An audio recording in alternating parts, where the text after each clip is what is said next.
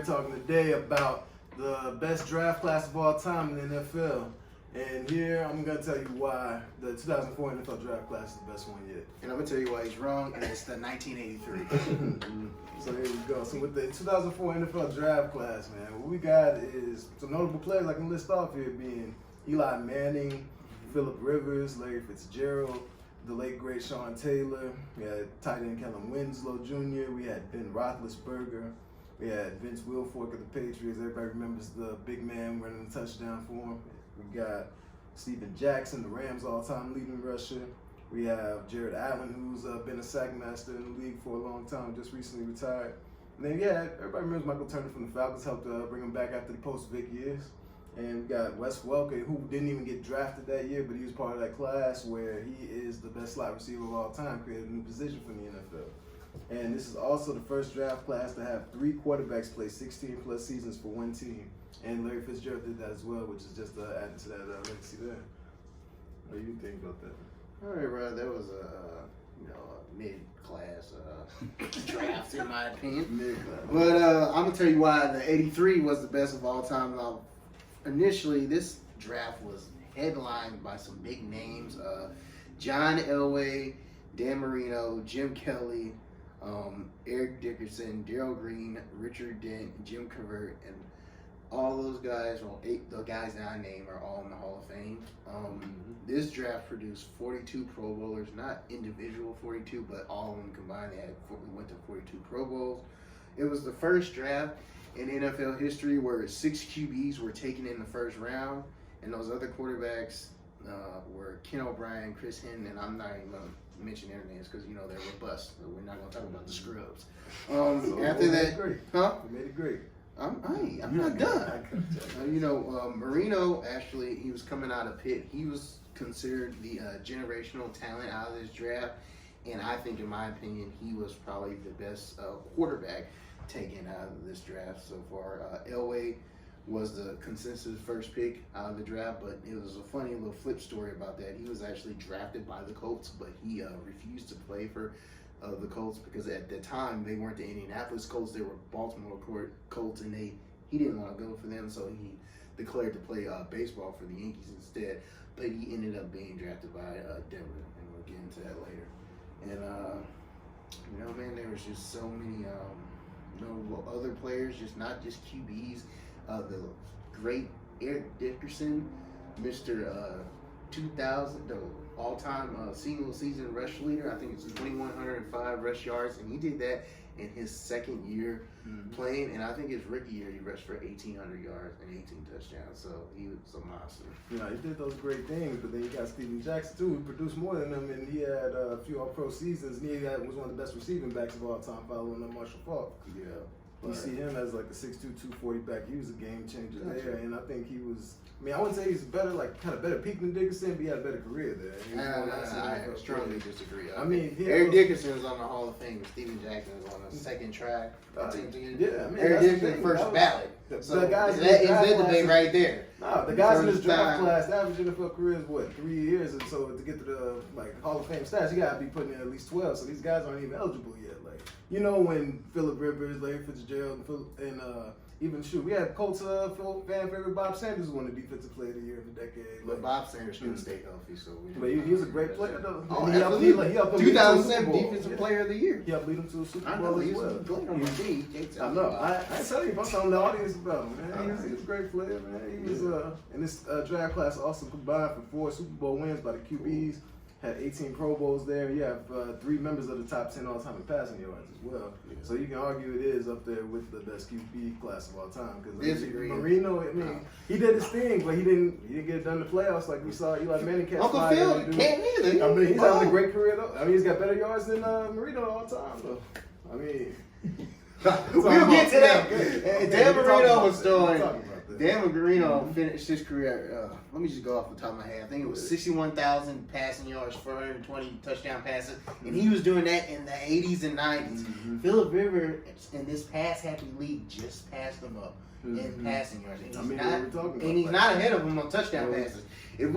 I think it was a quote. No, I was looking. I quote an interview that Dan Marino And they said, in this pass happy league, he said, I throw for 6,000 yards and 60 touchdown passes. That's like Shaq saying he's gonna average 40 in today's NBA. I mean, they can tell you that, but like they have to go up against these defenses too that have better athletes now than they had back then. Yeah, but you gotta think about it. Like Marino was the only guy throwing that much and doing it at a high level like that. Which I'm saying he was the most probably generational talent. Could you argue he was ahead of his time though? At the same time, because he was ahead of his time because he was throwing but 60,000. he was doing that back then when the defenses weren't accustomed to playing against a style like that. Whereas I today, that's all they go up against is these kind of offenses. Back to the draft. Okay, yeah. Mm-hmm. All right. And for the draft, as far as like I think just depth of quality players, I think this class hasn't beat out because I mean you're still looking at guys also like I mentioned undrafted Wes Welker and like he had a guy helping lead another franchise and Michael Turner who came up late and shoot.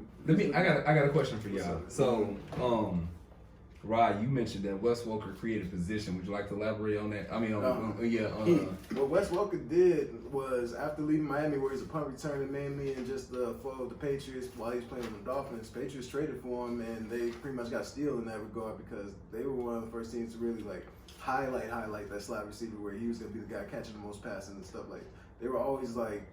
Outside receivers were the main thing and like tight ends and stuff, but it was the first time they said, we're gonna put this 5'10", 180-pound guy here. You can't stop him, you can't guard him, so we're gonna just throw him these short routes here. He's gonna tear you up 4 or 5 yards at a time. So they did that, and then every other team, like in the following years, was looking for the next Wes Welker that they could find and use their offense because it made slot receiver prominent position for kind of the short, shiftier guys. And so I think that was just having to play like that was a huge impact on the league and just where the passing game went because it just made the short game a priority where the Patriots used that a lot to get their way to a Super Bowl with Tom Brady mastered that kind of style. But and what do you say about the draft? We used at the 83. You don't think they were a little top heavy?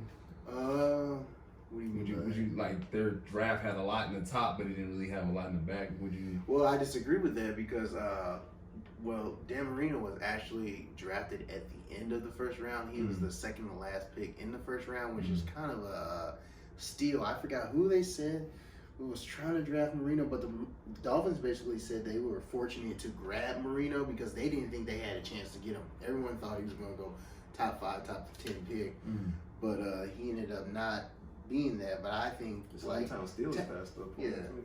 talent-wise, he was probably.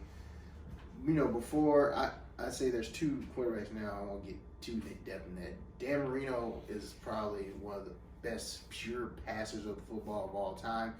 Before 2 other guys who are playing now, which I say Aaron Rodgers and Patrick Mahomes, who may end up surpassing him. But before that, he was doing things like I said in the 80s and the 90s that people are barely doing now. And I think if he played today, Marino 80,000 pass yards and 600. Touchdown passes, and for people who don't know quarterback stats, that would be both records. So I got a question. So from each draft, who do you guys say like the best player? This is the best player from each draft, and put them against each other? Okay. Go off of that. My top 2 were the ones I keep talking about.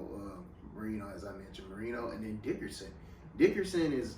I remember we were talking about Jim Brown, who came in. He won the MVP his rookie year. Dickerson could have won the MVP his rookie year because I think he rushed for 1,800 yards and 18 touchdowns. That's a rookie record. And then he came back the following year in 1984, and he rushed for 2,105 yards and 14 TDs. And that 2,105 rushing yards in the season record still stands today. And I don't think it'll ever be broken because the league now is too pass happy. So it's hard for a running back to get 2,000. It's even hard for a running back to get 1,600 because that would be 100 yards a game. Like a good game for a back is when they hit around 1,200, 1,300 because that's about 75 yards a game because they throw the ball so much. So I think it's Marino, Dickerson, 2 first ballot guys, notable guys, 2 guys that never won Super Bowls too. With Dickerson winning something that seems pretty hard to like tackle now, like you said, a pass happy offense and stuff, right? So you're probably valuing more running backs back in the day, which I would probably agree with. Yeah. Does that? Do you take that into account and maybe try to acknowledge that rushing titles like that 2,105 in a season would maybe become obsolete? It should no longer be a measuring stick if it's you're going to depths that you don't need to. would you consider that maybe something you would acknowledge that 2105 in a season used to be impressive? You know, with the pass happy offense, you have to acknowledge that it would be even maybe a little bit more impressive to accomplish it now. Yeah. But if you don't need to do that, why, you know, would that not be obsolete? I wouldn't say it would be obsolete. It's just a different game. So like you said, you brought up the point. You know, it would be even more impressive if it happened today. The only guy I can see that could probably come close to doing that is Derrick Henry. But I think in what it was 2013, Peterson rushed for 2,097, and he came close to breaking it. But you know, it's just one of the things that, you know, slowly fading away the game. These running backs are just not running backs anymore. They're pass blockers, they're receivers. You have to do it all at running back. There's no more gap RBs anymore. Yeah, for the best player in my class, it was hard to just define that because I think when you look overall career, you want to say probably Ben Roethlisberger because he's got the Super Bowl wins. He's got like iconic game-winning drive. You've got just somebody who robbed the Steelers franchise where like they had been kind of dropped like as far as not as great to the top as they were back in the 80s, and then they drafted him in 04 out of Miami, Ohio, a small like D1 school, and then just he helps their fortunes just turn around, going 15-1 his first year starting, and then just had a decade-long career. I mean, like, was he in about 16 now? Like year 16, and he's still just he's still slinging that thing. Got Steelers undefeated this year. Cupcake schedule. Nah, that's this season. He's already. They play the Colts. He's already. But no, like I think it's just. Who like, would you say is the highest talented? peak? Maybe was Jared Allen because he was the one who came close to getting that sack record. And, Then he played for the Vikings. He played for the Vikings and the Chiefs. He's a great pass rusher there, but like. The thing that we won't be able to see was the end of Sean Taylor's career because he was tracking so far up where he was going to be all-time safety, but just tragedy happened and he couldn't finish that out. But we still saw another great safety in that class like Bob Sanders, and like I think he had a great peak, but it wasn't like up to what Ben had done happened that year. We threw 5,000 yards or close to it, and like just closing statements. Overall, I think the 04 draft class just had better players reaching, going from first round to mid-round picks to like just undrafted guy like Wes Welker.